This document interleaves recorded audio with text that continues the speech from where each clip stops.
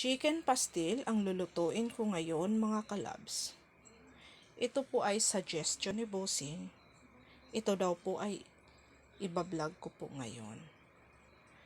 Kaya, tara, igisa na po natin ang ating manok sa bawang sibuyas.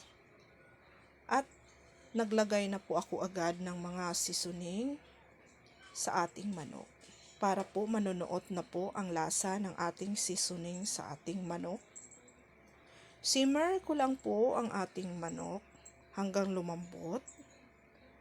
Saka natin ilagay ang ating mga gulay, patatas at carrots.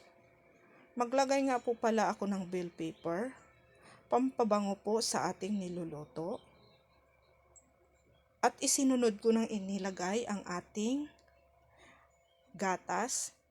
Optional po ito mga kalabs. Pwede po siyang gatas, pwede po siyang gata. Iba po ang ginagamit ko po dito mga kalabs. Kaya tingnan nyo po, creamy. At hinabol ko pong nilagay ang ating hotdog para kompleto na po ang ating chicken pastil.